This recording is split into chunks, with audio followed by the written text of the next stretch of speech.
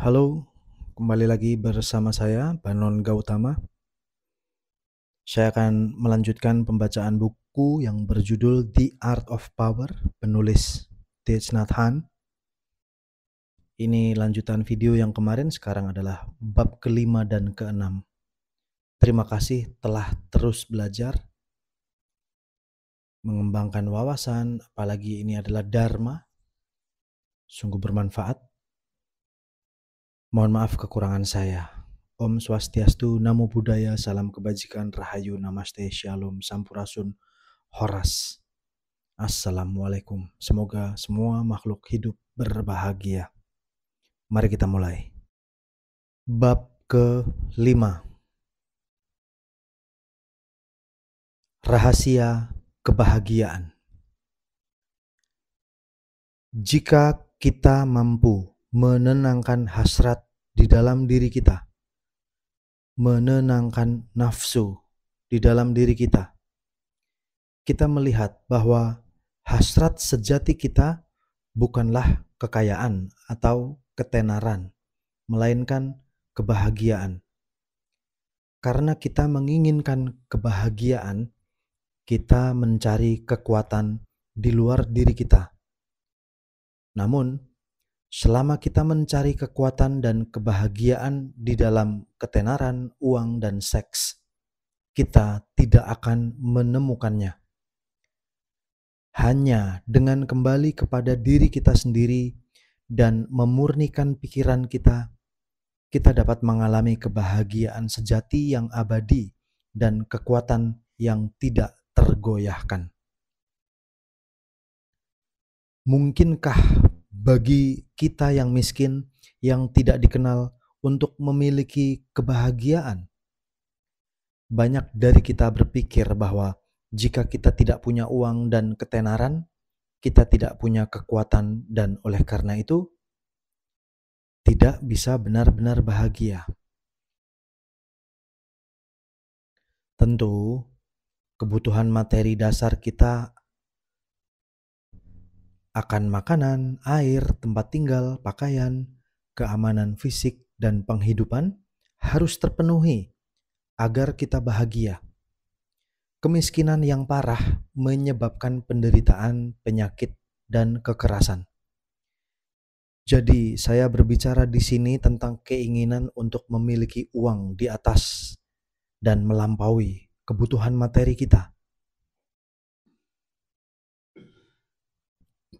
Ketika Sang Buddha mencapai pencerahan, beliau tidak terkenal. Pada hari yang luar biasa itu, beliau tidak dikenal oleh sebagian besar dunia. Bahkan keluarganya tidak tahu bahwa beliau telah mencapai pencerahan. Ketika beliau pergi ke Taman Rusa untuk menemui 5 teman yang sebelumnya pernah berlatih bersama beliau, mereka tidak tahu bahwa beliau telah mencapai kebuddhaan. Beliau belum terkenal. Setelah mencapai pencerahan, beliau duduk di kaki pohon Bodhi dan bermain dengan anak-anak dan sangat bahagia. Kebahagiaannya tidak didasarkan pada ketenaran atau uang. Kebahagiaannya didasarkan pada pembebasan, kedamaian, dan kebijaksanaannya. Kita harus melatih diri untuk melihat kebahagiaan di dalam hal kedamaian, kebebasan, dan welas asih, bukan besarnya rekening bank kita. Ini adalah sumber kekuatan luar biasa yang dapat kita kembangkan dalam kehidupan sehari-hari. Di kemudian hari, Sang Buddha memang menjadi terkenal, namun ketenaran ini tidak dapat menghabisi dan menghancurkannya. Ketenaran ini justru membantu ajaran dan praktiknya menyebar lebih jauh. Ketenaran semacam ini bukanlah kejahatan, justru sangat bermanfaat bagi banyak makhluk hidup. Bahkan, jika Anda tidak memiliki uang atau ketenaran, praktik 5 kekuatan dapat membuat Anda lebih bahagia daripada banyak orang dengan kekayaan dan ketenaran yang besar. Anehnya, ketika Anda bahagia, tidaklah sulit untuk mendapatkan cukup uang untuk hidup nyaman dan sederhana. Jauh lebih mudah untuk menghasilkan uang yang Anda butuhkan ketika Anda utuh dan bebas. Jika Anda bahagia, Anda cenderung merasa nyaman dalam situasi apapun. Anda tidak takut pada apapun. Jika Anda memiliki 5 kekuatan spiritual dan Anda kehilangan pekerjaan, Anda tidak terlalu menderita. Anda tahu cara hidup sederhana dan Anda bisa terus bahagia. Anda tahu bahwa cepat atau lambat Anda akan mendapatkan pekerjaan lain dan Anda terbuka terhadap segala kemungkinan. Kita harus membedakan kebahagiaan dari kesenangan atau kegembiraan. Banyak orang menganggap kesenangan sebagai kebahagiaan.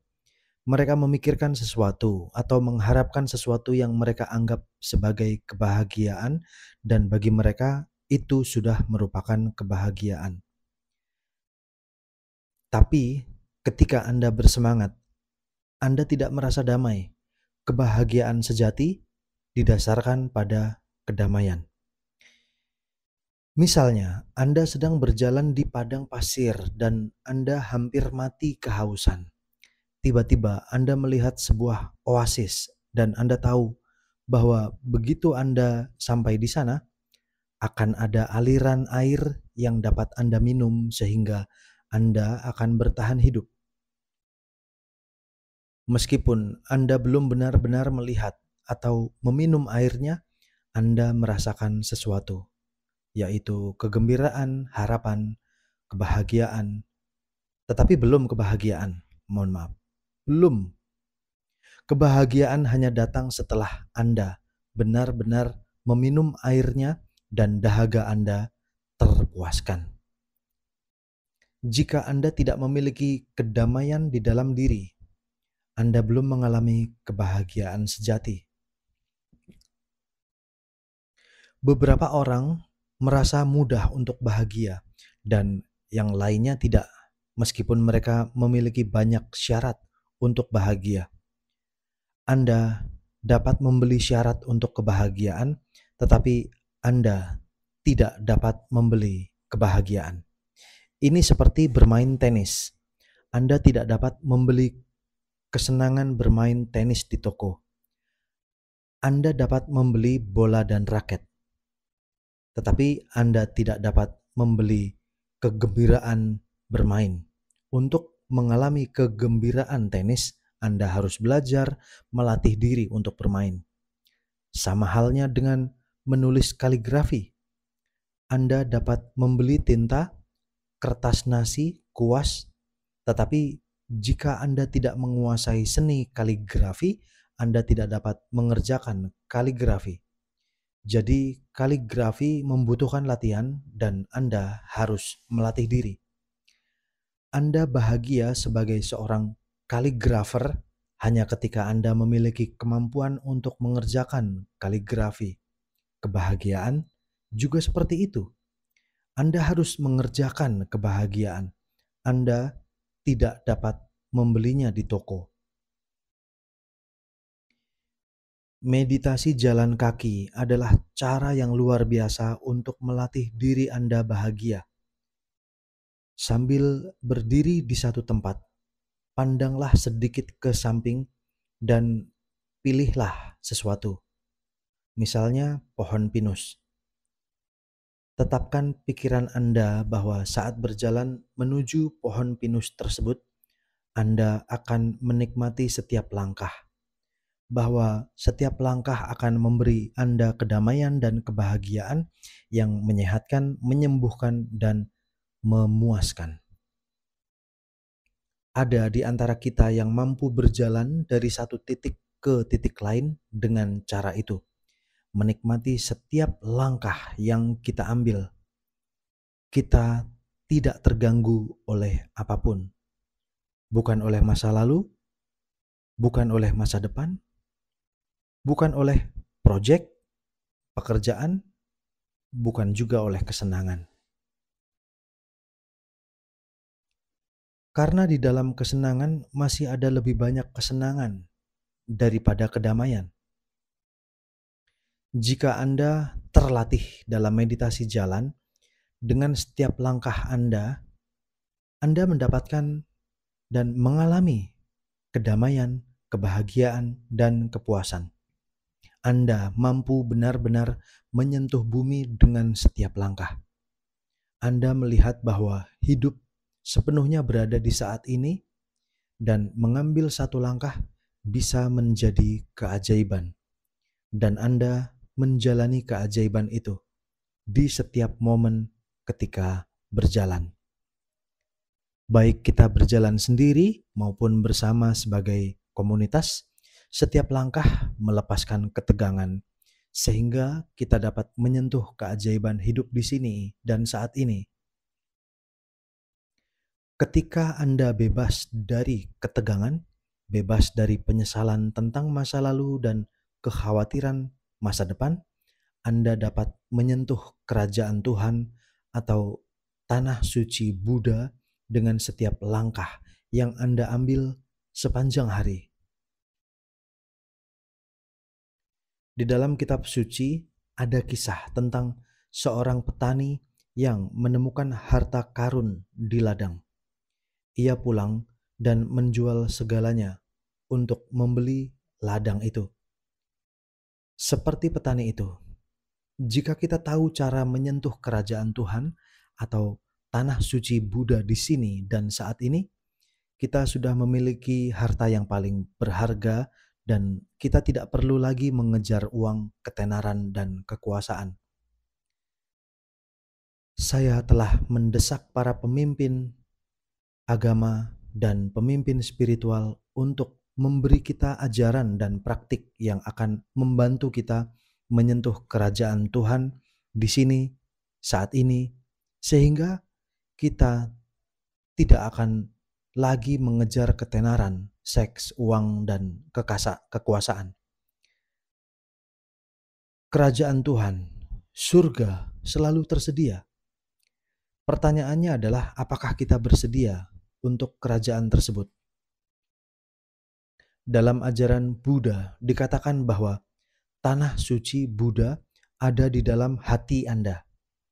Jika Anda bebas, Anda dapat menyentuh keajaiban hidup di sini dan saat ini. Penulis dari Prancis bernama André Gide mengatakan bahwa Tuhan adalah kebahagiaan. Saya menyukainya. Ia juga mengatakan bahwa Tuhan tersedia 24 jam sehari. Jika Tuhan ada di sana, kerajaannya juga ada di sana. Tetapi apakah Anda di sana untuk menikmati kerajaan itu? Hal yang sama berlaku di dalam Buddhisme. Jika Anda melakukan meditasi jalan dengan benar, setiap langkah membantu Anda menyentuh tanah suci Buddha. Jadi Anda dapat menantang diri sendiri. Saya akan melakukan meditasi jalan dari sini ke pohon pinus itu. Saya bersumpah bahwa saya akan berhasil. Hanya jika Anda bebas, langkah Anda dapat membawa Anda kebahagiaan dan kedamaian. Seorang biarawati berbagi dengan saya sebuah cerita tentang temannya yang mengunjungi Plum Village atau desa Plum. Temannya sudah menikah dan memiliki keluarga, pekerjaan, rumah, mobil, dan semua yang dibutuhkannya. Dia menganggap hubungannya baik-baik saja, meskipun tidak seperti yang diharapkan. Tidak seperti yang diharapkannya. Pekerjaannya menyenangkan, dengan gaji di atas rata-rata. Rumahnya indah, namun dia tidak merasa bahagia. Secara intelektual, dia tahu bahwa dalam hal kenyamanan dia memiliki segalanya. tetapi itu tidak mencegahnya dari depresi. Tidak banyak orang yang sesukses dia dan dia tahu bahwa dia beruntung, namun dia tidak bahagia. Kita cenderung menganggap kebahagiaan sebagai sesuatu yang akan kita peroleh di masa depan, seperti oasis yang terlihat dari jarak bermil-mil di gurun. Kita mengharapkan kebahagiaan di masa depan. Kita tidak memiliki kondisi tertentu yang kita pikir kita butuhkan untuk bahagia, tetapi kita percaya bahwa begitu kita memilikinya, kebahagiaan akan datang. Misalnya, Anda berpikir gelar akan membuat Anda bahagia. Anda memikirkan ijazah siang dan malam, dan Anda melakukan segalanya untuk mendapatkan ijazah itu karena Anda percaya bahwa kebahagiaan akan ada besok saat Anda mendapatkan ijazah itu. Mungkin ada kegembiraan dan kepuasan dalam beberapa hari dan beberapa minggu setelah Anda menerima ijazah. Tetapi Anda akan cepat beradaptasi dengan kondisi baru itu. Dan hanya dalam beberapa minggu, Anda tidak merasa bahagia lagi. Anda terbiasa memiliki ijazah. Kita menjadi kebal terhadap kebahagiaan kita. Dan setelah beberapa saat, kita tidak merasa bahagia lagi. Bahkan orang yang memenangkan lotre dan menjadi jutawan pun seringkali tidak mendapatkan kebahagiaan abadi dari keberuntungan mereka. Penelitian telah menemukan bahwa setelah 2 atau 3 bulan, para pemenang kembali ke keadaan emosional mereka sebelum memenangkan lotre. Selama 3 bulan tersebut, yang mereka alami bukanlah kebahagiaan. Ada banyak pemikiran, banyak kegembiraan, kesenangan, banyak perencanaan. Namun, 3 bulan kemudian, mereka kembali ke tingkat emosional yang sama persis dengan sebelum memenangkan lotre. Mungkin Anda ingin menikahi seseorang, berpikir bahwa jika Anda tidak bisa menikahinya, maka Anda tidak akan bahagia. Anda percaya bahwa kebahagiaan Anda akan luar biasa setelah menikahi orang tersebut. Setelah menikah, Anda mungkin mengalami masa bahagia, tetapi pada akhirnya kebahagiaan itu lenyap. Tidak ada kegembiraan, kesenangan, dan tentu saja tidak ada kebahagiaan. Apa yang Anda dapatkan bukanlah yang Anda harapkan dan impikan. Mungkin Anda tahu bahwa apa yang telah Anda capai tidak akan bertahan lama. Orang yang tinggal bersama Anda mungkin akan mengkhianati Anda suatu hari nanti. Anda tidak dapat yakin bahwa orang tersebut akan setia kepada Anda, sehingga ada juga rasa takut dan ketidakpastian. Sekalipun Anda memiliki pekerjaan yang baik, Anda tidak yakin dapat mempertahankannya. Anda dapat di-PHK kapan saja. Jenis kebahagiaan tanpa kedamaian ini memiliki unsur ketakutan dan tidak dapat menjadi kebahagiaan sejati. Untuk mempertahankan kondisi yang disebut kebahagiaan ini, Anda harus sibuk sepanjang hari dengan kekhawatiran, ketidakpastian, dan kesibukan. Justru Anda tidak merasa bahagia dan menjadi depresi. Bahkan setelah kita mendapatkan semua kondisi yang kita yakini diperlukan untuk kebahagiaan, kita tetap saja tidak puas. Jadi pertanyaan bagi kita yang menginginkan kebahagiaan sejati adalah apa yang bisa kita andalkan? Jawabannya sederhana dan mendalam. Kita ingin mengalami kebahagiaan yang luar biasa. untuk membangkitkan pikiran, pemahaman, dan cinta yang agung. Tidak seharusnya mendasarkan pikiran kita pada hal eksternal apapun, termasuk bentuk, suara, sentuhan, atau gagasan dan ide. Kita tidak seharusnya bergantung pada objek apapun untuk membangkitkan pikiran pencerahan, pikiran cinta kasih.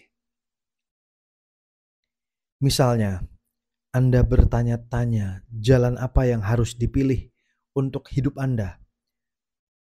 Anda mungkin berpikir menjadi polisi akan membuat Anda sangat bahagia.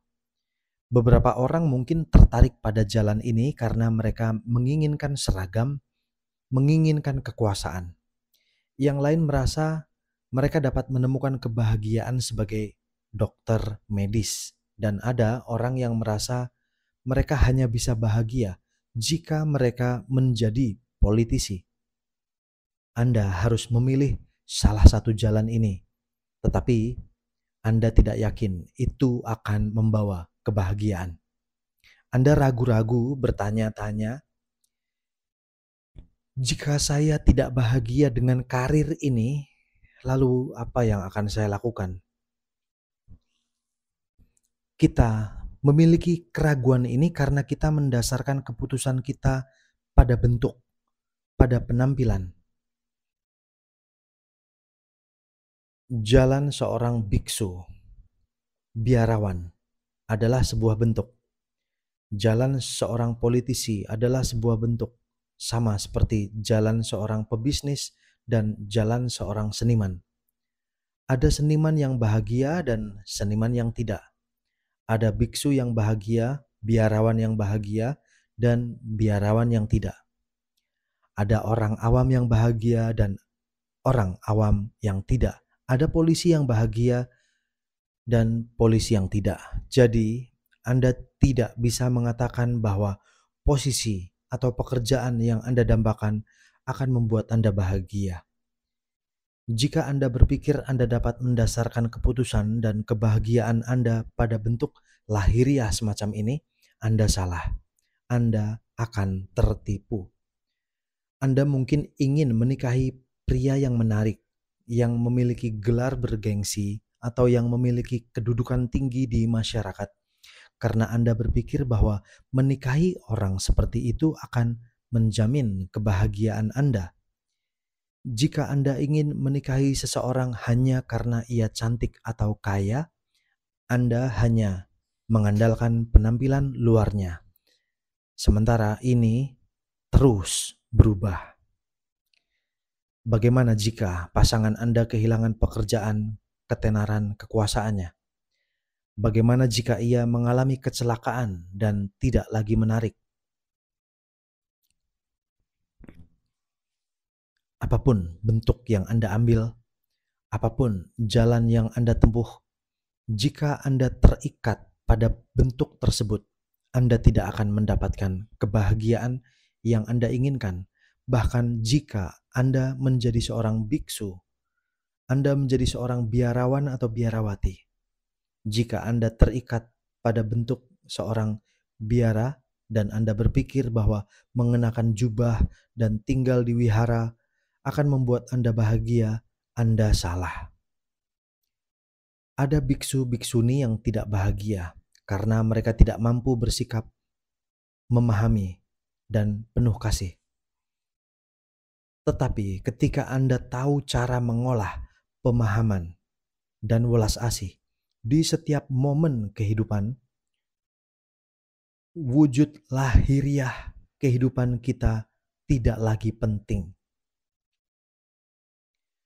Jadi, kunci kesuksesan bukanlah wujud seorang biksu, seorang awam, seorang polisi, seorang petani, atau seorang dokter, melainkan kapasitas kita untuk menumbuhkan kebahagiaan, pemahaman, dan welas asih. Dimanapun ada wujud, dimanapun ada persepsi, di situ ada delusi. Kita harus sangat berhati-hati dalam mendasarkan keputusan kita pada penampilan sesuatu, pada wujud lahiriah.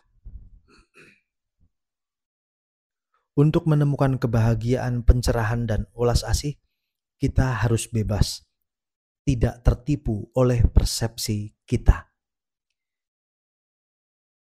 Ketika kita memandang sesuatu secara mendalam, kita menemukan hakikatnya dan kita tidak lagi tertipu olehnya. Karena kita tidak lagi tertipu oleh penampilan, kita tidak lagi menderita dan kita memiliki kapasitas untuk bahagia. Kita cenderung berpikir, saya akan sangat bahagia jika bisa mendapatkan ini dan ini dan ini. Tetapi jika saya tidak bisa mendapatkan semua ini, hidup saya akan hancur dan saya tidak akan pernah bahagia. Gagasan kita tentang apa itu kekuasaan dan apa yang akan membawa kebahagiaan bisa sangat berbahaya bagi kita. Berkomitmen pada satu gagasan tentang kebahagiaan itu berbahaya karena Anda akan terjebak dalam gagasan itu. Kebahagiaan bisa datang kepada Anda dengan 1000 cara jika Anda mengizinkannya. Tetapi jika Anda hanya berkomitmen pada satu gagasan tentang kebahagiaan, Anda akan terjebak. Kebahagiaan tidak bisa lagi datang kepada Anda karena Anda telah memutuskan untuk menolak segalanya kecuali satu jalan yang menurut Anda menuju kebahagiaan. Tentu saja Anda termotivasi oleh keinginan untuk bahagia dan membuat orang yang Anda cintai juga bahagia. Tetapi gagasan tentang kebahagiaan yang Anda miliki sebenarnya bisa menjadi penghalang yang menghalangi Anda dan orang-orang terkasih untuk bahagia.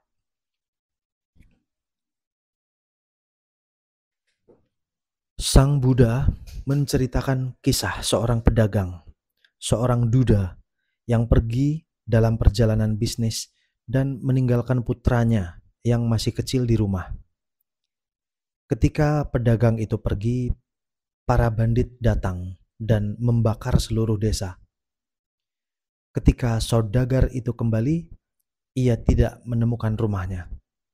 Itu hanyalah tumpukan abu. Ada tubuh hangus seorang anak di dekatnya. Ia menjatuhkan diri ke tanah dan menangis terus-menerus. Ia memukuli dadanya dan menjambak rambutnya. Keesokan harinya, ia mengkremasi tubuh kecil itu. Karena putra kesayangannya adalah satu-satunya alasan hidupnya. Ia menjahit sebuah kantong beludru kecil yang indah dan menyimpan abu di dalamnya. Kemanapun ia pergi, ia membawa kantong abu itu bersamanya. Makan, tidur, bekerja, ia selalu membawanya. Padahal putranya telah diculik oleh para bandit. 3 bulan kemudian, anak laki-laki itu bisa melarikan diri dari bandit dan kembali ke rumah. Ketika ia tiba di rumah, waktu menunjukkan pukul 2 pagi.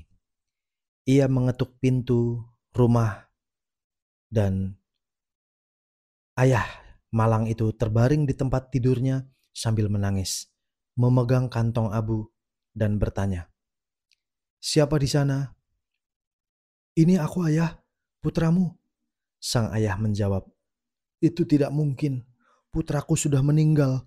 Aku telah mengkremasi tubuhnya dan aku membawa abunya." "Kau pasti anak nakal yang mencoba membodohiku. Pergi, jangan ganggu aku." Ia menolak membuka pintu, dan tidak ada jalan bagi anak laki-laki itu untuk masuk.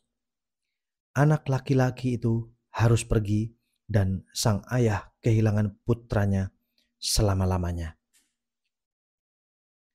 Setelah menceritakan kisah ini, Sang Buddha berkata, "Jika pada suatu titik dalam hidupmu kamu menerima suatu gagasan atau persepsi sebagai kebenaran mutlak, kamu menutup pintu pikiranmu. Inilah akhir dari pencarian kebenaran. Dan bukan hanya kamu tidak lagi mencari kebenaran, tetapi bahkan jika kebenaran itu datang secara langsung dan mengetuk pintumu, kamu menolak untuk membukanya. Keterikatan pada pandangan, keterikatan pada gagasan, keterikatan pada persepsi adalah hambatan terbesar menuju kebenaran. Ini seperti ketika kamu menaiki tangga. Ketika kamu sampai di anak tangga keempat, kamu mungkin berpikir kamu berada di anak tangga tertinggi dan tidak dapat naik lebih tinggi lagi jika Anda berpegang teguh pada anak tangga keempat. Namun sebenarnya ada anak tangga kelima. Jika Anda ingin mencapainya, Anda harus bersedia meninggalkan anak tangga keempat. Ide dan persepsi harus selalu ditinggalkan untuk memberi ruang bagi ide yang lebih baik dan persepsi yang lebih benar. Inilah sebabnya kita harus selalu bertanya pada diri sendiri, apakah saya yakin? Saya punya teman yang menjadi pialang saham. Awalnya dia cukup fasih dan menggunakan bakat itu untuk membujuk kliennya membeli saham. Namun setelah bertemu dengan ajaran Buddha dan mempelajari mantra "Apakah Anda yakin?", dia mengubah pandangan dan metodenya. Ketika orang bertanya apakah dia yakin, dia berkata, "Saya tidak bisa mengatakan bahwa saya yakin. Ini pendapat saya berdasarkan pemahaman terbaik saya saat ini." Dia jujur. Hasilnya adalah semakin banyak orang yang mencari nasihatnya. Kita mungkin menemukan bahwa ambisi, keinginan untuk menjadi seseorang yang istimewa sangat kuat dalam diri kita. Meraih dan menjadi seseorang dipandang penting.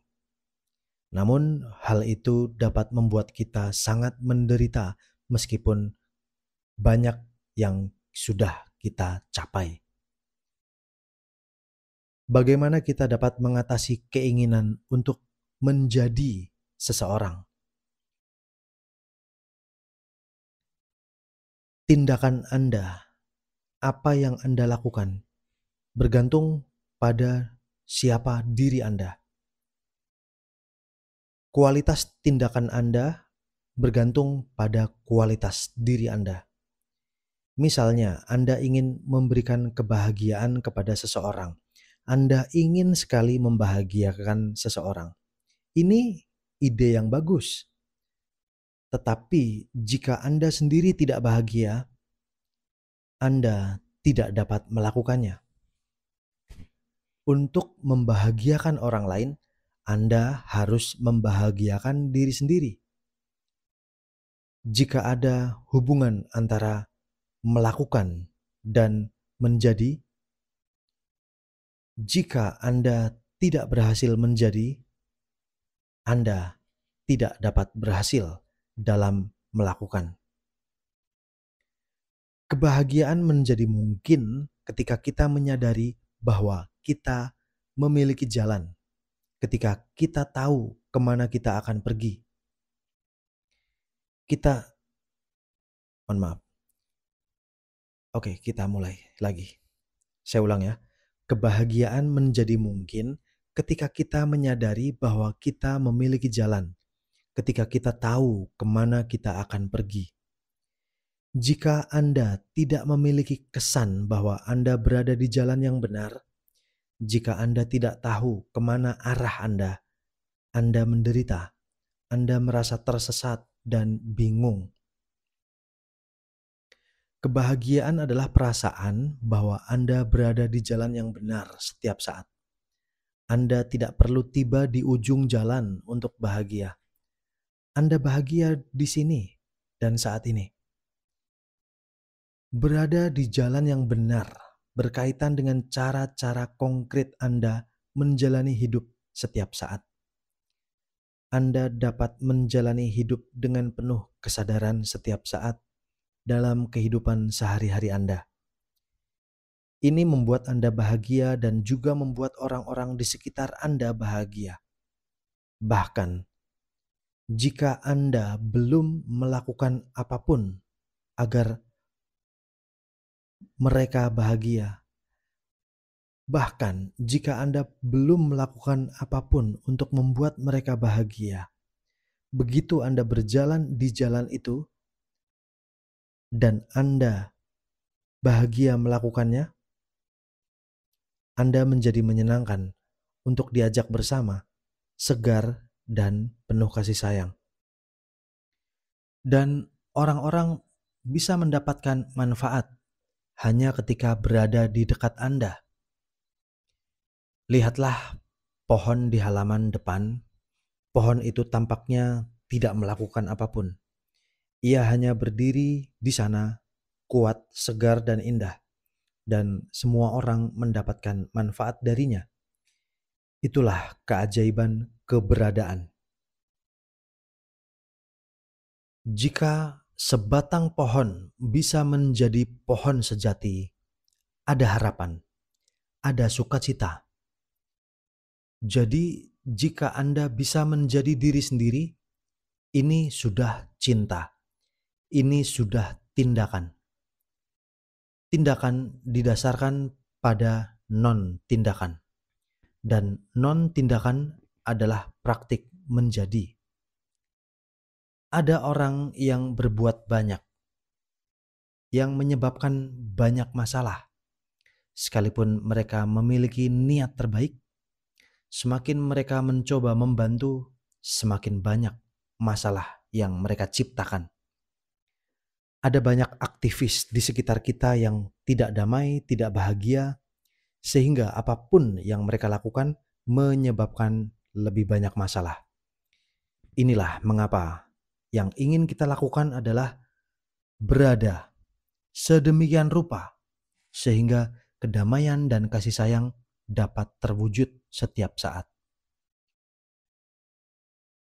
Kata-kata dan tindakan yang berasal dari fondasi itu hanya dapat membantu. Jika Anda dapat mengurangi penderitaan seseorang, membuatnya tersenyum, Anda akan merasa sangat bahagia, sangat dihargai. Jika seorang biarawati bahagia, itu bukan karena ia memiliki kekuasaan atau ketenaran, melainkan karena ia tahu kehadirannya membantu banyak orang. Merasakan hal itu membantu Anda berguna bagi masyarakat. Inilah kebahagiaan. Ketika Anda memiliki jalan dan menikmati setiap langkah di jalan Anda sudah menjadi seseorang.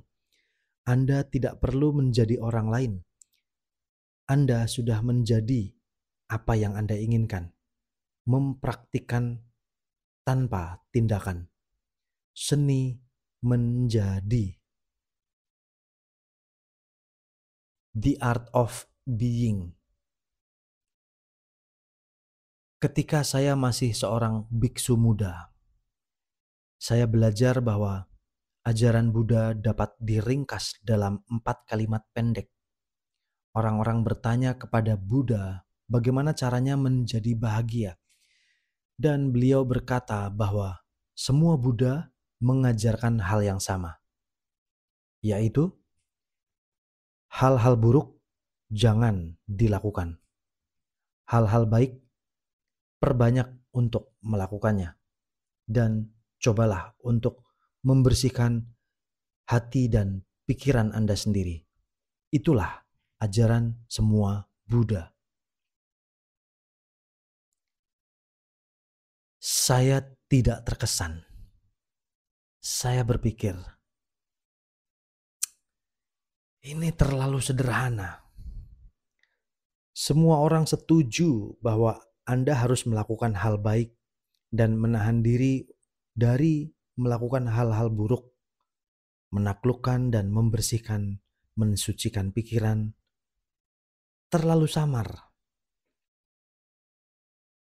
Tetapi setelah 65 tahun berlatih, saya memiliki perspektif yang berbeda tentang ajaran ini.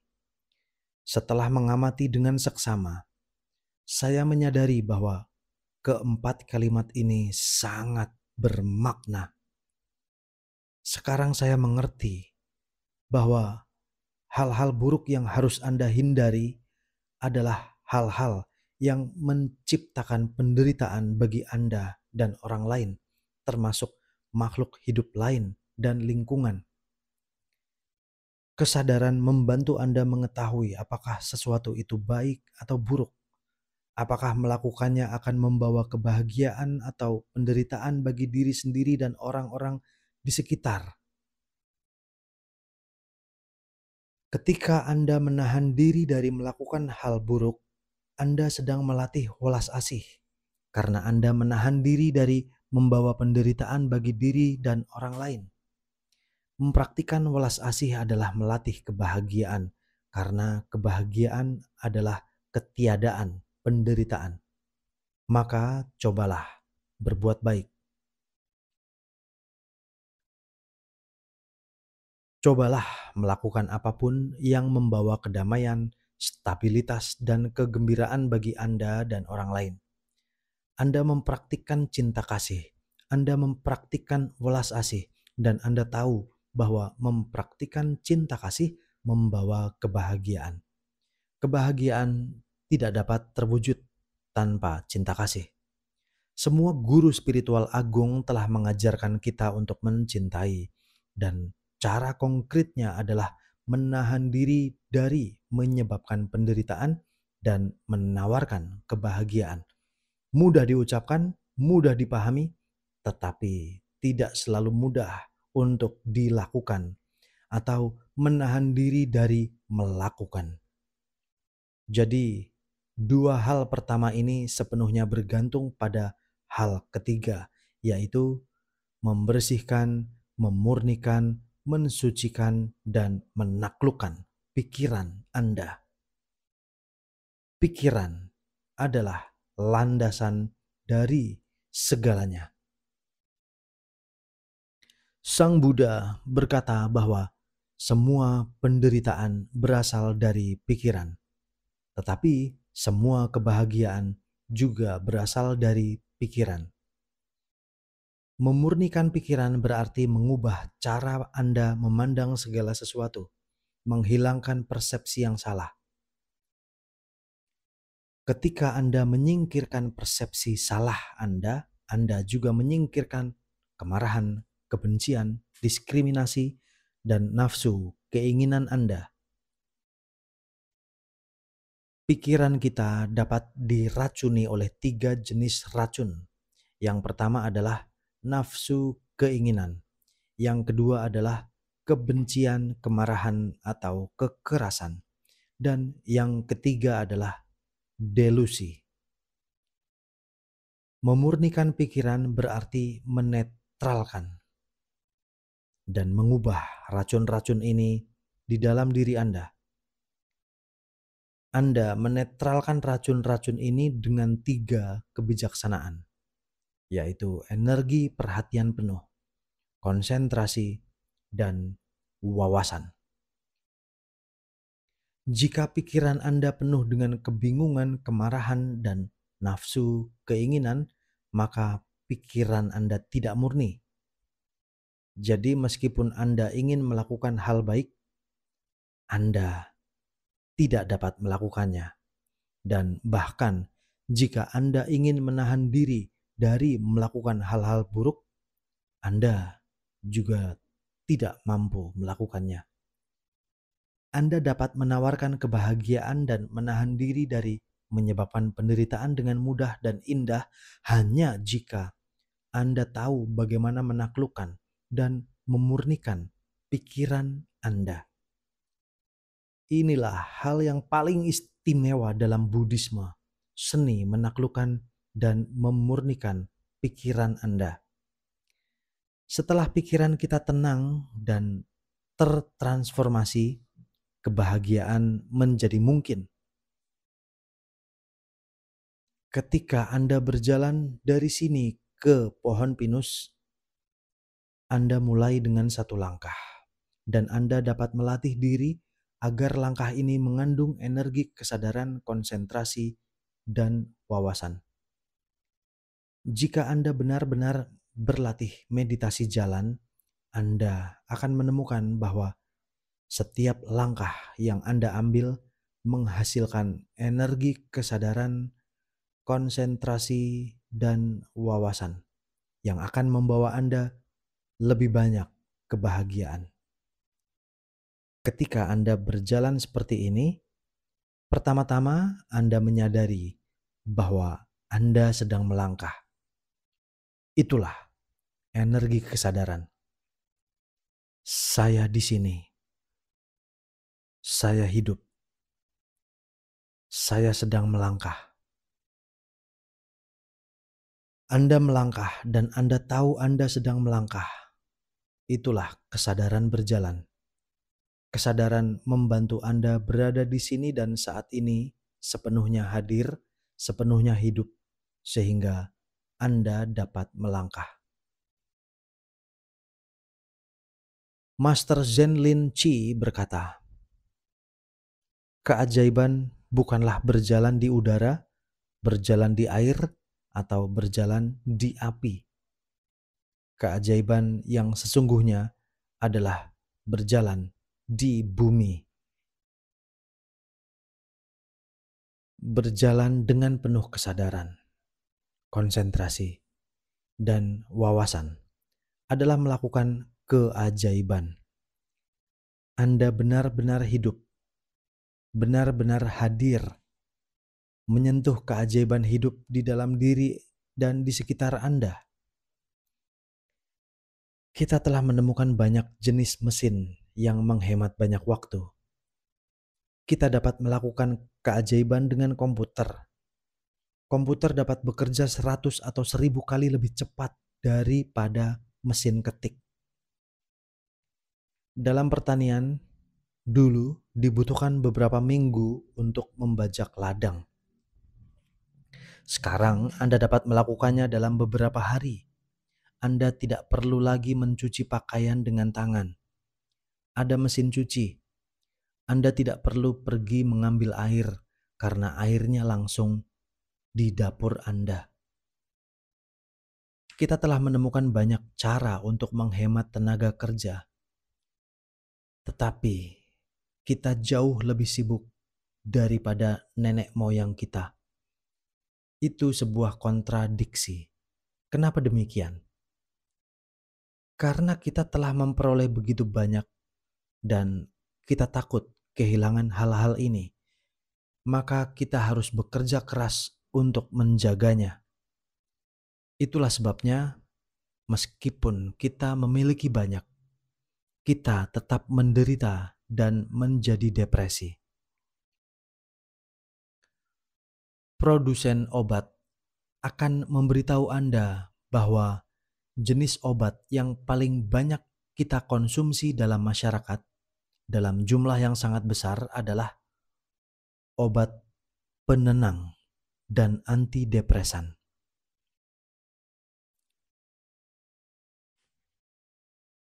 Ketika Sang Buddha berbicara tentang menundukkan dan memurnikan pikiran,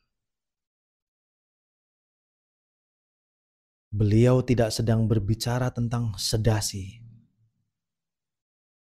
Kita telah memasukkan begitu banyak toksin, racun di dalam diri kita. Dunia yang kita ciptakan telah menguasai kita. Kita tidak dapat melarikan diri lagi, bahkan saat kita tidur. Tetapi kedamaian dan kebahagiaan masih tersedia setelah kita melihat bahwa kondisi yang kita anggap penting bagi kebahagiaan kita sebenarnya dapat membawa kita kebalikannya dari kebahagiaan, yaitu depresi, putus asa, dan kelupaan.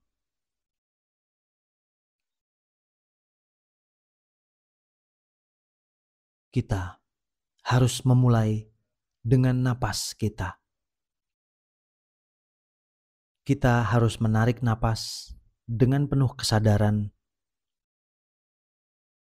untuk mengetahui bahwa kita hidup, bahwa masih ada keajaiban hidup di sekitar kita dan di dalam diri kita yang dapat kita sentuh setiap menit untuk transformasi dan penyembuhan. Kita harus menggunakan kaki kita untuk belajar bagaimana berjalan di masa kini, di saat ini dan sekarang. Karena setiap langkah adalah transformasi, menyembuhkan, dan menyehatkan. Kebanyakan dari kita berjalan seperti orang yang berjalan sambil tidur. Kita berjalan tetapi kita tidak berada di sana. Kita tidak mengalami hidup atau keajaiban hidup. Hanya ada sedikit sukacita. Kita berjalan sambil tidur, menjalani hidup kita sendiri, dan hidup kita seperti mimpi, tidak nyata. Memupuk kekuatan sejati adalah tentang bangun dari mimpi Anda. Satu langkah yang penuh perhatian dapat menjadi faktor kebangkitan yang membawa Anda ke kehidupan, yang memberi Anda keajaiban hidup. Dan ketika perhatian penuh ada, konsentrasi juga ada, karena perhatian penuh mengandung konsentrasi. Anda bisa kurang atau lebih dalam hal fokus. Anda mungkin 50, 60, atau 90% fokus pada langkah Anda. Tetapi semakin fokus Anda, semakin besar peluang Anda untuk menembus wawasan. Perhatian penuh menuntun pada konsentrasi dan juga menuntun kepada wawasan. Wawasan adalah buah dari praktik kita. Seperti pohon jeruk yang menawarkan jeruk. Wawasan menawarkan kita kebenaran tentang ketidakkekalan, ketanpadirian, dan interbeing atau keterhubungan antar satu dengan yang lain. Ketidakkekalan berarti segala sesuatu berubah, termasuk kebahagiaan yang Anda alami saat bermeditasi berjalan. Kebahagiaan, seperti semua fenomena, bersifat tidak kekal. Kebahagiaan hanya berlangsung selama satu langkah. Jika langkah berikutnya tidak memiliki kesadaran, konsentrasi, dan wawasan, maka kebahagiaan akan mati. Namun, Anda tahu bahwa Anda mampu mengambil langkah kedua yang juga menghasilkan 3 energi kesadaran, konsentrasi, dan wawasan, sehingga Anda memiliki kekuatan untuk membuat kebahagiaan bertahan lebih lama. Ini seperti ketika kita mengendarai sepeda. Kita terus mengayuh agar kita dapat terus bergerak maju. Kebahagiaan bersifat tidak kekal, tetapi dapat diperbaharui. Anda juga tidak kekal dan juga dapat diperbaharui, seperti napas Anda, seperti langkah Anda. Anda bukanlah sesuatu yang permanen, yang mengalami sesuatu yang tidak kekal. Anda adalah sesuatu yang tidak kekal, yang mengalami sesuatu yang tidak kekal. Jika kebahagiaan dapat diperbaharui, Anda juga bisa. Karena Anda di saat berikutnya adalah pembaharuan diri di saat ini dan sekarang. Sungguh menakjubkan mengetahui bahwa kebahagiaan hanya bertahan selama satu tarikan napas atau satu langkah.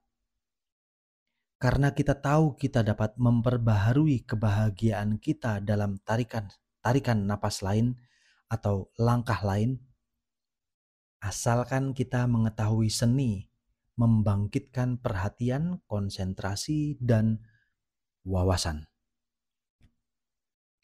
Wawasan tentang ketidakkekalan mengarah kepada wawasan tentang ketiadaan diri. Ketika kita mengejar kebahagiaan individu, kepuasan kita pada akhirnya selalu cepat berlalu. Karena kebahagiaan individu tidaklah mungkin. Kebahagiaan kita, keberadaan kita bergantung kepada keberadaan dan kebahagiaan setiap orang dan segala sesuatu lainnya.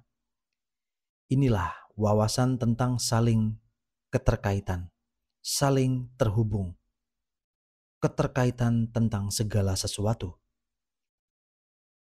Sang ayah tahu bahwa jika putranya tidak bahagia, ia sendiri tidak dapat benar-benar bahagia.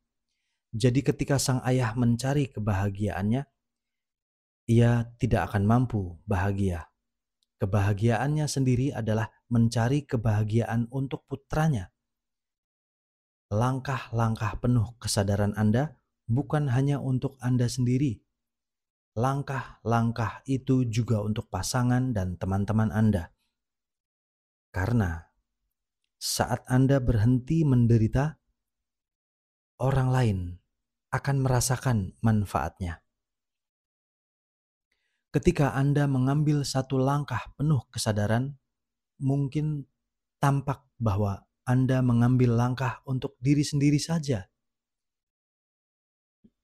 Anda mencoba menemukan kedamaian, stabilitas, dan kebahagiaan.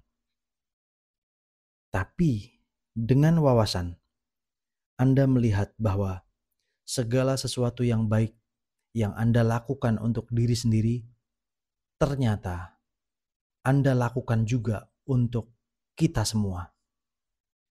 Jika hanya satu orang dalam keluarga atau perusahaan yang berlatih, praktik itu akan bermanfaat bagi semua orang, bukan hanya praktisi itu sendiri. Ketika orang tersebut berlatih dengan benar, ia mendapatkan wawasan tentang ketiadaan diri dan ia tahu bahwa ia melakukannya untuk semua orang.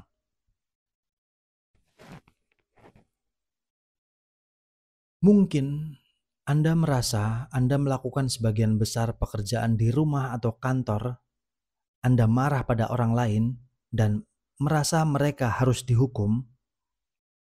Ketika perasaan marah atau diskriminasi muncul, praktisi menyadari bahwa membiarkan energi semacam itu terus berlanjut tidaklah sehat bagi dirinya maupun orang lain. Semua pikiran ini dapat dengan mudah diubah setelah Anda menyentuh hakikat ketanpadirian. No self.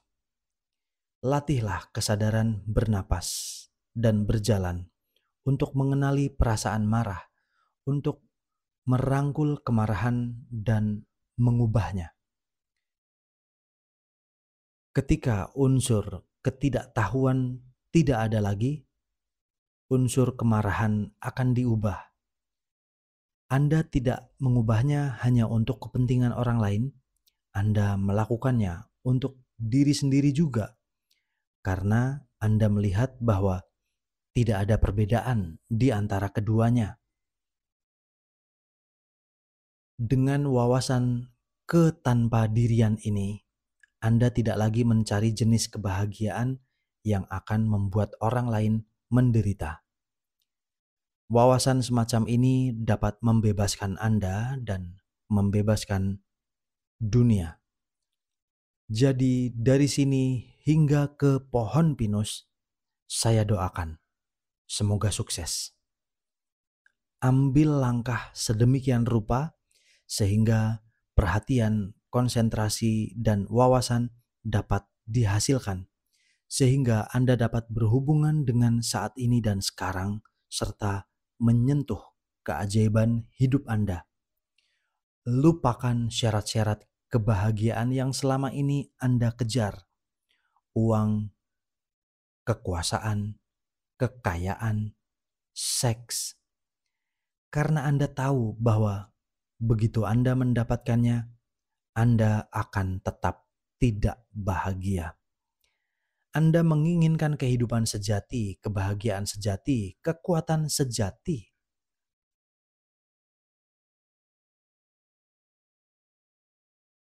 Bab 6. Cinta tidak terbatas.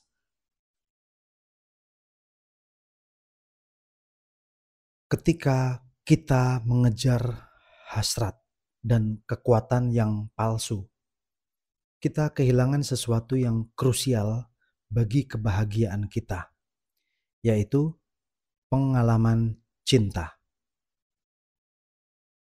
Dengan wawasan tentang ketidakkekalan, ketanpadirian, dan keberadaan bersama, kita memiliki kesempatan untuk mengalami cinta sejati. Penulis Prancis Antoine de Saint-Exupéry mengatakan bahwa mencintai orang lain bukan berarti kita duduk dan saling memandang, melainkan berarti kita berdua memandang ke arah yang sama. Kita semua harus melihat secara mendalam ke kehidupan kita sendiri untuk melihat apakah dalam pengalaman kita ini benar atau tidak. Jika memang benar, sejauh mana itu? Kita masing-masing memiliki kebutuhan dan keinginan. Jadi, ketika kita mencintai seseorang, kita memiliki kecenderungan alami untuk memandangnya. Kita berharap melihat di dalam dirinya kebaikan, kebenaran, dan keindahan yang kita cari. Kita haus akan ketulusan. Kita mencari sesuatu yang sakral, sesuatu yang indah, sesuatu yang baik, yang menyehatkan. Banyak dari kita percaya bahwa begitu kita menemukan kualitas-kualitas ini pada orang lain, kita akan merasa tidak kekurangan apapun, dan kita tidak merasa sendirian lagi. Kita semua mulai mencari keindahan, kebenaran, dan kebaikan dari dan pada orang lain. Banyak dari kita percaya hanya ada sedikit orang yang memiliki kualitas-kualitas ini. Ketika kita menemukan kualitas-kualitas ini pada orang lain, kita mungkin jatuh cinta padanya karena kita yakin telah menemukan esensi dari kebenaran, keindahan, dan kebaikan. Kita harus berhati-hati dalam pencarian ini karena kita mungkin memiliki persepsi yang salah. Terkadang keindahan yang kita anggap nyata bukanlah keindahan sejati. Kebenaran yang kita anggap nyata bukanlah kebenaran sejati. Dan kebaikan yang kita rasakan bukanlah kebaikan sejati. Jadi, kita bisa mencintai orang lain berdasarkan persepsi yang salah. Ketika kita telah mengenal orang itu selama beberapa waktu, kita menemukan bahwa kita telah gagal karena orang itu tidak mampu melambangkan bagi kita keindahan, kebaikan, dan kebenaran yang kita cari. Kita mengatakan bahwa orang itu telah menipu kita dan kita menderita. Lalu kita pergi dan mencari orang lain lagi untuk dicintai. Kita mungkin gagal berkali-kali terjatuh ke dalam situasi yang sama, merasa lelah, kecewa terhadap orang-orang lain tersebut.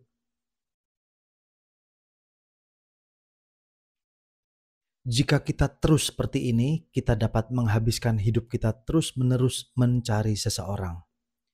Pada awalnya, kita masing-masing merasa kekurangan sesuatu, bahwa kita hanyalah separuh manusia, dan kita berkelana mencari separuh diri kita yang lain.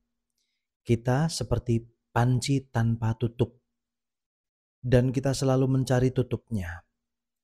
Kita memiliki rasa rendah diri dan percaya bahwa kebenaran, kebaikan, dan keindahan tidak ada di dalam diri kita. ini adalah kompleks. Kita memiliki persepsi bahwa kita tidak berharga. Kita tidak mengatakan hal-hal ini, bahkan mungkin kita tidak menyadarinya, tetapi jauh di lubuk hati, kita merasa tidak memiliki keindahan, tidak memiliki kebaikan, dan tidak memiliki kebenaran. Karena kita berharap memiliki hal-hal ini, kita berusaha tampak seperti memilikinya, meskipun hanya secara lahiriah. Kita ingin menunjukkan pada orang lain bahwa kita baik, bahwa kita cantik, meskipun hanya dalam penampilan.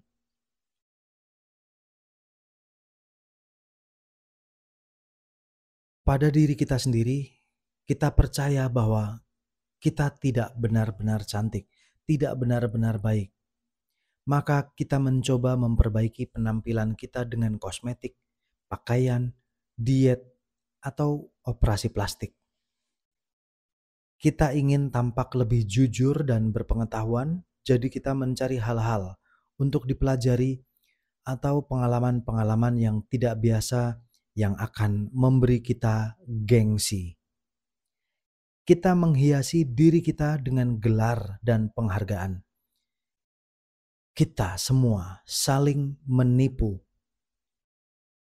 Jauh di lubuk hati, kita merasa tidak ada yang baik, tidak ada yang indah di dalam diri kita. Dan pada saat yang sama, kita sangat ingin menunjukkan kepada orang lain betapa baik dan indah dan jujurnya diri kita. Dengan demikian kita menipu diri kita sendiri dari generasi ke generasi. Dan sementara kita juga menipu orang lain, sekaligus kita juga ditipu oleh mereka. Kita adalah korban satu sama lain. Kita berusaha memperbaiki diri agar kita terlihat lebih baik, dan orang lain melakukan hal yang sama.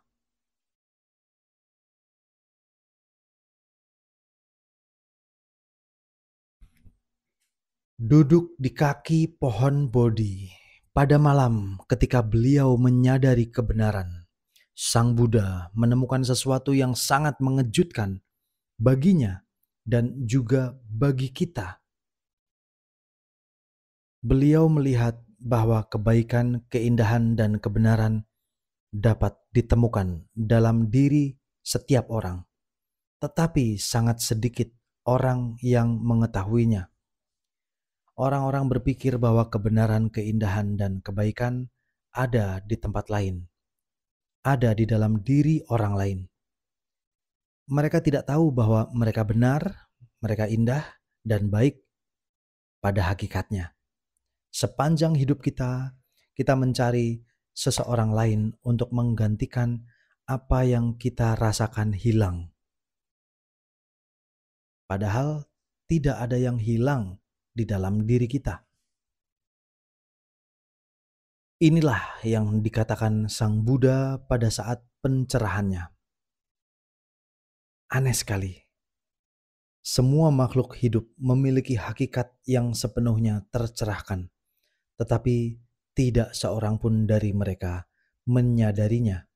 Dan karena itu, mereka terombang-ambing dan tenggelam dari kehidupan ke kehidupan di samudera samsara yang luas dalam penderitaan. Ketika kita menyadari bahwa di dalam diri kita terdapat hakikat, kebaikan, keindahan, dan kebenaran, kita akan berhenti mencari sesuatu. Kita akan berhenti mengembara dengan perasaan kekurangan. Dan kita mampu berhenti menipu orang lain. Kita tidak perlu menghias-hias diri karena kita telah menemukan kebenaran, keindahan, dan kebaikan di sini, di dalam diri kita sendiri.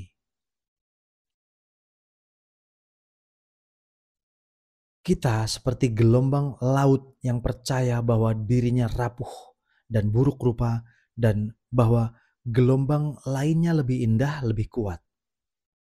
Gelombang tersebut memiliki rasa rendah diri.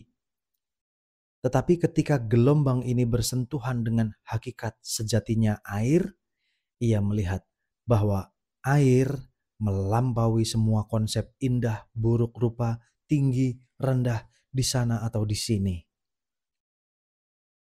Baik itu ombak besar, ombak kecil, setengah ombak, atau sepertiga ombak, ia tetap terbuat dari air.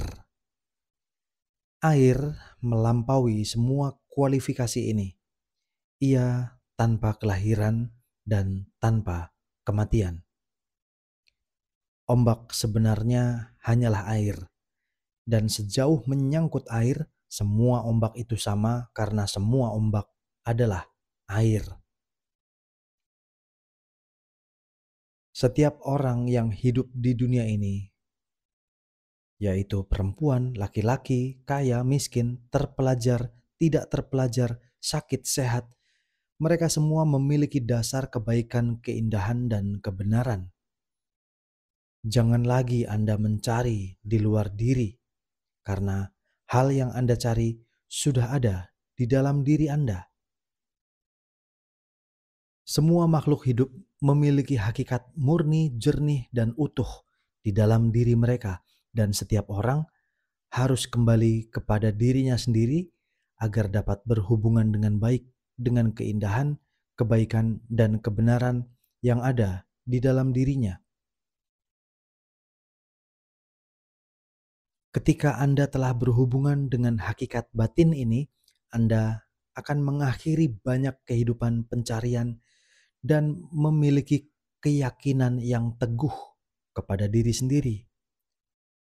Maka Anda akan memperoleh kebahagiaan. Anda akan memperoleh kedamaian. Sang Buddha berkata bahwa kita masing-masing memiliki keindahan di dalam diri kita. Tetapi hal ini mungkin sulit diterima jika Anda berada di komunitas, berada di rumah, atau di tempat kerja. Kita sering menerima pesan yang berbeda. Banyak dari kita percaya bahwa tempat kerja kita bukanlah tempat yang aman. Seringkali di tempat kerja kita takut akan ketidaksetujuan. Kita takut menjadi diri sendiri dan kita mengubah diri agar kita diterima.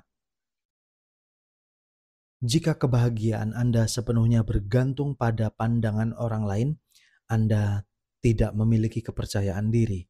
Kemudian, ketika Anda tidak diakui oleh orang lain sebagai cantik dan berharga, Anda menderita. Inilah yang membuat Anda ingin menjadi orang lain, sesuatu yang lain, yang merupakan dasar dari penderitaan. Sekuntum bunga tidak memiliki rasa takut semacam ini. Ia berdiri di taman dengan berbagai jenis bunga lainnya. Beberapa berwarna merah muda atau kuning. Beberapa memiliki banyak kelopak, yang lain hanya memiliki sedikit. Tetapi sekuntum bunga tidak pernah mencoba meniru bunga lain. Jangan mencoba menjadi orang lain. Anda tidak perlu operasi plastik. Kosmos telah bersatu dan membantu Anda bermanifestasi dengan cara ini, dan Anda cantik apa adanya. Menjadi cantik berarti menjadi dirimu sendiri. Kamu tidak perlu diterima orang lain. Kamu perlu menerima dirimu sendiri. Ketika kamu terlahir sebagai bunga teratai, jadilah secantik bunga teratai. Jangan mencoba menjadi bunga magnolia. Jika kamu mendambakan penerimaan dan pengakuan serta mencoba mengubah dirimu agar sesuai dengan keinginan orang lain, kamu akan menderita seumur hidup. Kebahagiaan sejati dan kekuatan sejati terletak pada memahami diri sendiri, menerima diri sendiri, dan memiliki kepercayaan diri.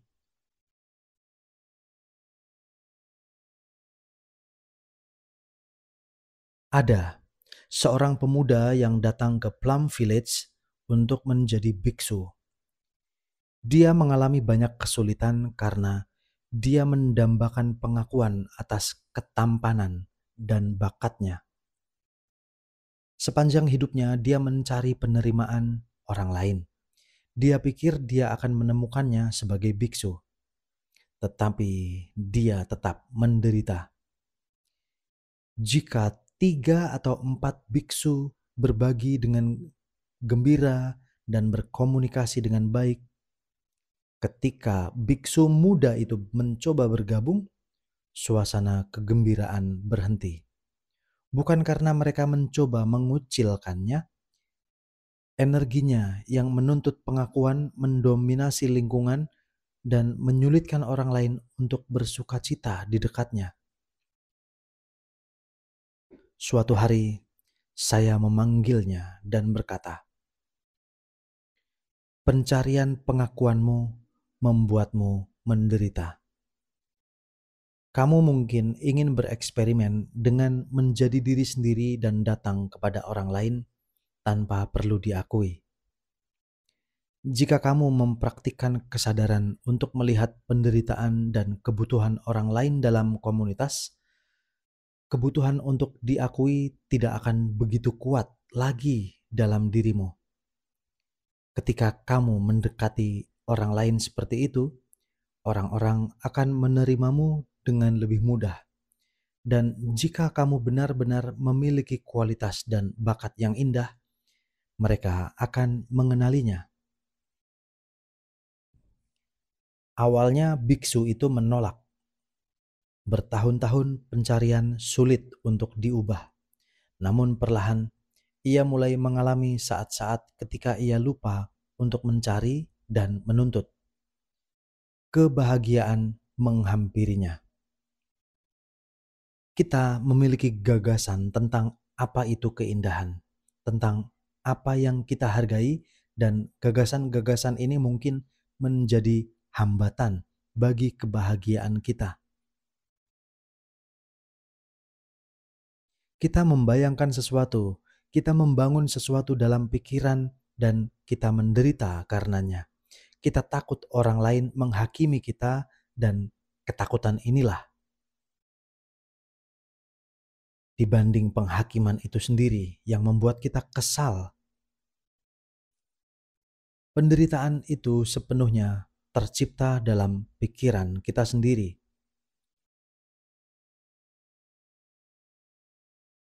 Praktik cinta kasih sebagaimana diajarkan oleh Sang Buddha sangat jelas. Praktik ini melibatkan pengembangan keseimbangan batin yang berasal dari wawasan tentang ketiadaan diri.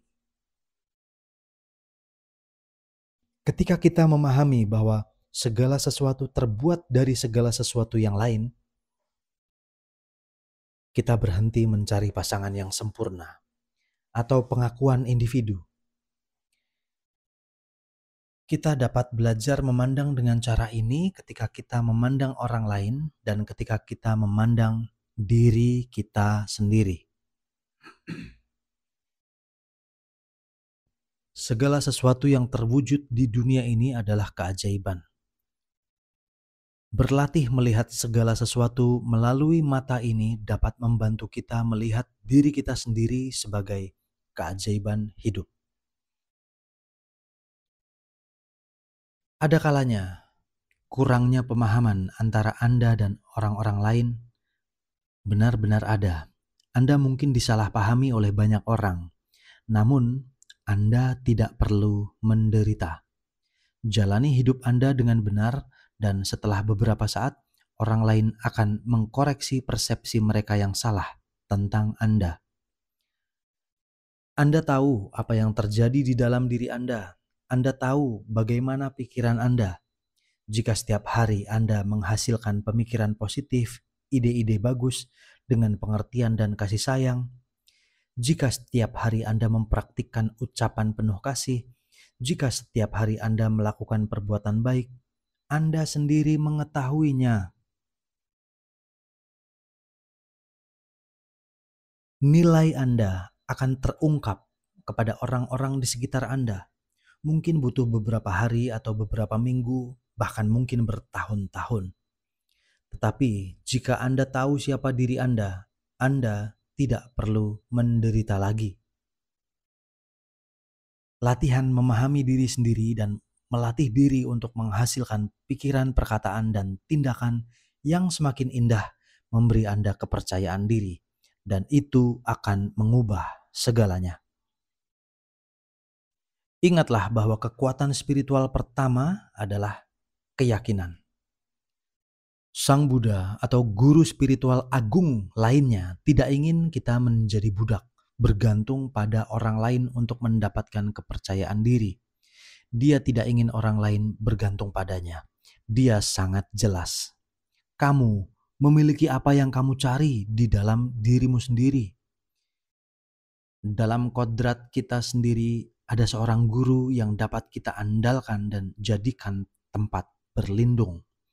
Kamu dapat memiliki keyakinan pada kebaikan dasar, keindahan dasar, dan kebenaran dasar yang ada di dalam dirimu. Kamu harus kembali ke dirimu sendiri dan menemukannya. Itu adalah landasan keberadaanmu sendiri. Itulah dasar dari kekuatan sejatimu. Ketika kita memandang orang yang kita cintai, kita dapat memandangnya dengan pemahaman ini. Kita dapat berkata kepada orang yang kita cintai, janganlah kita hidup di jalan yang sempit ini lagi. Marilah kita berdua kembali ke landasan kita masing-masing. Janganlah kita saling menipu lagi. Kita tidak perlu saling menipu, karena apa yang kita cari sudah ada di dalam diri kita. Maka Anda menjadi sahabat di jalan spiritual, jalan yang menuntun kita bukan pada pencarian lahiriah, melainkan pada pencarian batiniah. Ketika kita mencintai seseorang, kita merasa kuat, kita merasa berdaya, kita merasa bahagia karena telah menemukan pendamping yang dapat memahami kita. Energi itu murni dan indah. Namun, kita perlu menjaga energi itu dengan penuh kesadaran. Jika kita tidak tahu cara menjaga cinta kita, cinta itu dapat dengan mudah berubah menjadi penderitaan. Ketika pemahaman ada, kita tahu apa yang harus dilakukan dan apa yang tidak boleh dilakukan untuk membawa kebahagiaan dan kedamaian untuk orang lain. Inilah cinta sejati. Kita memupuk pemahaman dengan mempraktikkan, mendengarkan secara mendalam, dan berbicara penuh kasih. Tanpa cinta sejati, Anda tidak akan bahagia sama sekali. Ketika Anda jatuh cinta tanpa 5 kekuatan spiritual, Anda beresiko bergantung pada kecantikan atau kebaikan orang lain, alih-alih pada diri Anda sendiri. Tetapi jika Anda memiliki kesadaran dan konsentrasi, Anda tahu cara menangani cinta Anda, dan cinta itu tidak akan menciptakan penderitaan dalam diri Anda dan kekasih Anda. Cinta adalah sebuah energi. Apakah cinta menimbulkan lebih banyak keinginan, lebih banyak kecemasan dan ketakutan? Atau apakah cinta memberi kita energi kedamaian, welas asih, dan pembebasan? Dalam ajaran Buddha, kita didorong untuk mencintai setiap makhluk hidup seperti mencintai ibu kita sendiri. Kita didorong untuk mencintai setiap makhluk seperti seorang ibu mencintai anak tunggalnya. Inilah yang disebut cinta tanpa batas. Cinta adalah sumber energi yang luar biasa. Dengan kekuatan perhatian, konsentrasi, dan wawasan, kita dapat mengubah cinta kita yang terbatas menjadi sumber cinta tanpa batas. Sang Buddha berbicara tentang 4 elemen yang membentuk cinta sejati, yaitu kapasitas untuk berbaik hati dan memberikan kebahagiaan. Maitri dalam bahasa Sanskerta, yaitu welas asih, kapasitas untuk meringankan penderitaan. Karuna, yaitu kapasitas untuk membawa sukacita setiap hari. Mudita, yaitu kapasitas tanpa diskriminasi. Ketika ada cinta sejati, ada tanpa diskriminasi. Rasa sakit orang lain adalah rasa sakit kita sendiri. Kebahagiaan orang lain adalah kebahagiaan kita sendiri. Dalam terang non-diskriminasi, kebahagiaan dan penderitaan bersifat kolektif dan bukan individual. Jika kita tidak memahami pasangan kita, jika kita tidak ikut menderita, ini sama sekali bukan cinta. Ini hanya melahap orang lain untuk memenuhi kebutuhan pribadi kita. Cinta sejati ditandai dengan perhatian dan rasa hormat. Jika kita memiliki perhatian ini, maka ketika kita melihat penderitaan orang lain, kita tidak bisa terus-menerus menyakiti mereka. Jika kita memiliki rasa hormat, kita tidak bisa terus-menerus seperti itu. Untuk membuat cinta kita bermakna, kita perlu memelihara bodhicitta di dalam diri kita. Pikiran kita yang penuh cinta dan welas asih tanpa batas. Kita dapat memupuk dalam diri kita 5 kekuatan spiritual, yaitu keyakinan, ketekunan, perhatian, konsentrasi, dan wawasan. Dan kita dapat mendukung orang yang kita cintai dan memupuk kekuatannya. Pertama, kita belajar mencintai satu orang dengan segenap pemahaman dan wawasan kita. Kemudian kita memperluas cinta itu untuk merangkul orang lain dan orang lain lagi, hingga cinta kita benar-benar tidak terbatas. Ketika kita bermeditasi, kita melihat secara mendalam untuk memelihara sukacita dan kedamaian kita, untuk merangkul penderitaan kita dan mengubahnya menjadi kebijaksanaan dan pembebasan. Cinta tidak berbeda dengan meditasi. Apa yang kita lakukan dengan cinta, kitalah yang menjadikannya kekuatan spiritual. Tujuan kita adalah mengubah cinta kita yang terbatas menjadi cinta sejati, cinta tanpa batas. Mempersembahkan kepada diri kita sendiri dan orang lain karunia agung berupa welas asih, transformasi, dan penyembuhan.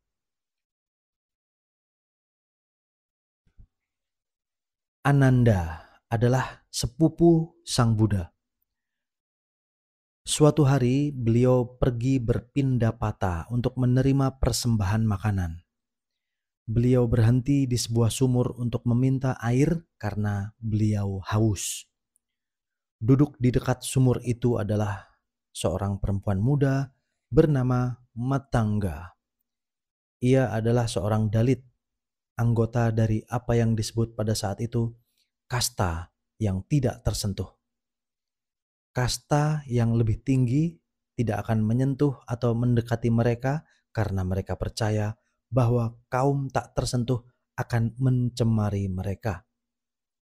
Jadi artinya Matangga adalah kasta yang paling rendah.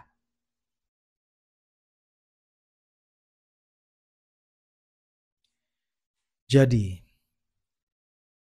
ketika Ananda meminta air, Matangga berkata, "Tidak, saya tidak bisa memberikannya kepadamu karena saya adalah kasta rendah dan saya pasti akan mencemarimu."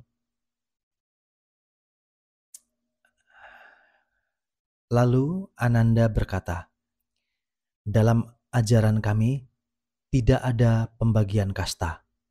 Sang Buddha telah memberitahu kita bahwa kita semua sama. Oleh karena itu, kamu dapat memberi saya air itu. Saya tidak akan tercemar.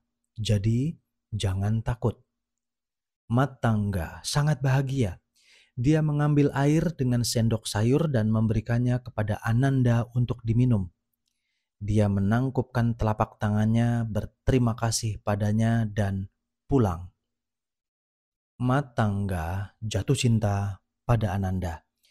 Dia tidak bisa tidur, tidak bisa makan, dan dia terus memikirkan betapa ganteng, baik, dan ramahnya Ananda.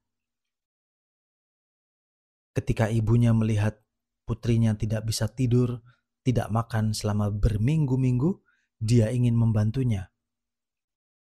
Maka suatu hari mereka bertemu Ananda saat ia sedang berpindah patah, dan mereka mengundangnya untuk datang ke rumah agar mereka bisa memberikan persembahan makanan. Ketika ia masuk, mereka memberinya semangkuk teh yang terbuat dari ramuan yang menghilangkan kejernihan pikiran.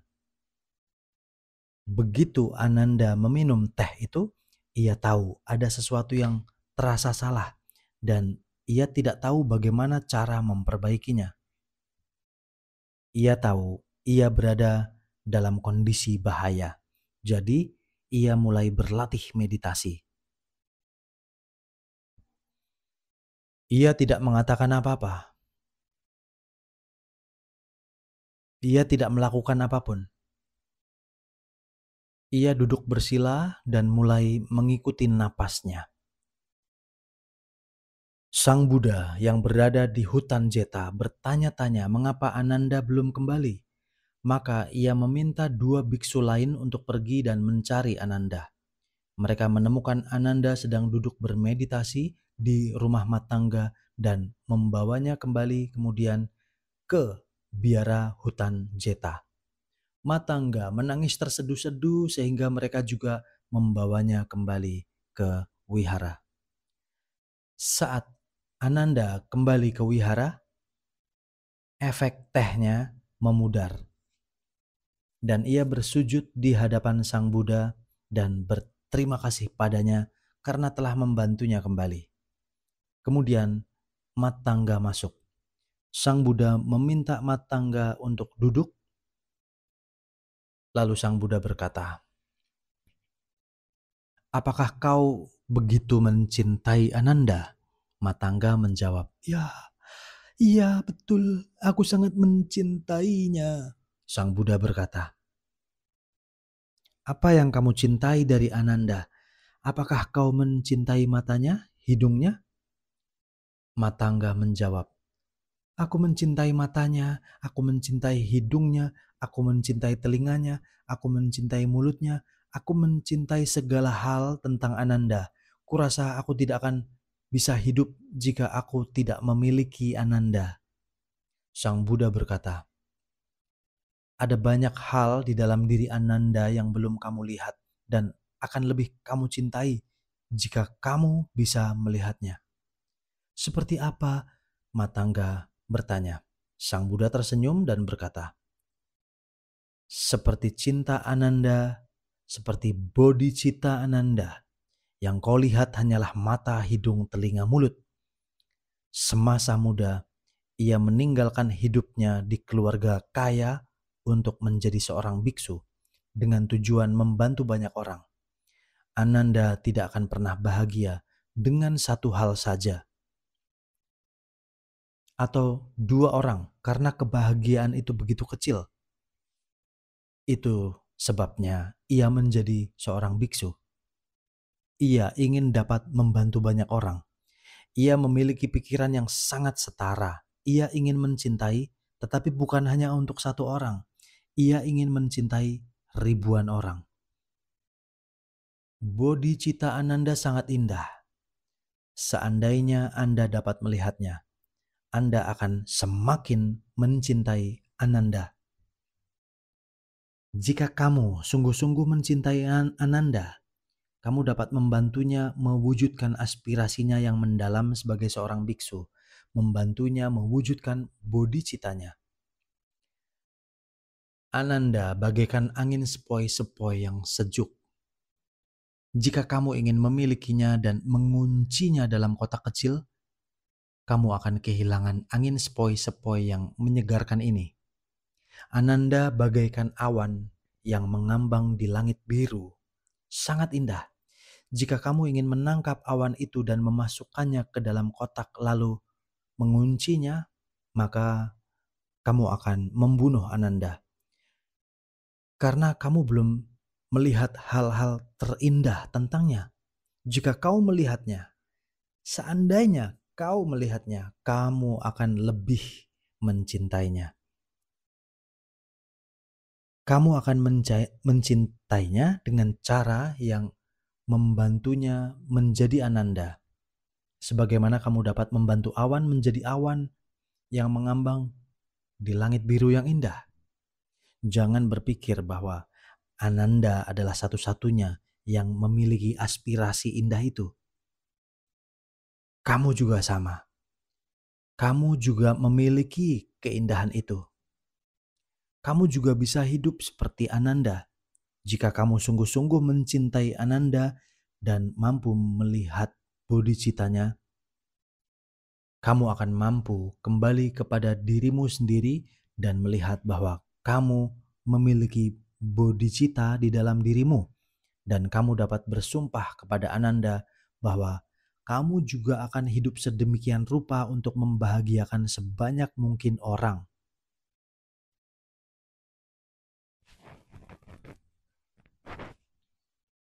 Ketika Matangga mendengar ini, ia terkejut. Ia berkata, "Saya tidak berharga. Saya berasal dari kasta terendah. Saya tidak bisa membahagiakan siapapun."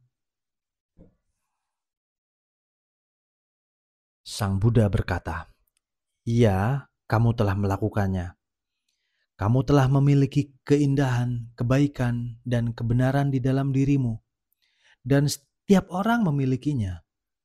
Dan jika kita kembali kepada diri kita sendiri dan kita mampu terhubung dengan kebaikan, kebenaran, dan keindahan dasar di dalam diri kita, kita akan memiliki keyakinan di dalamnya dan kita akan mengetahui bahwa kita dapat membawa kebahagiaan bagi banyak orang." Matangga bertanya, "Benarkah begitu? Bisakah saya benar-benar meninggalkan kehidupan berkeluarga, menjadi seorang biarawati, dan membantu ribuan orang seperti Ananda? Apakah saya bisa menjadi seorang bhiksuni?" Sang Buddha menjawab, "Ya, kenapa tidak? Jika kamu dapat berhubungan dengan kebenaran, kebaikan, dan keindahan dalam dirimu dan membangkitkan bodhicitta, kamu akan menjadi seperti Ananda dan membawa kebahagiaan bagi banyak orang." Wawasannya dibuka oleh Sang Buddha dan ia menyentuh bumi di hadapannya. Ia menjadi seorang bhiksuni agar cintanya dapat terbuka dan menjadi cinta yang tidak terukur.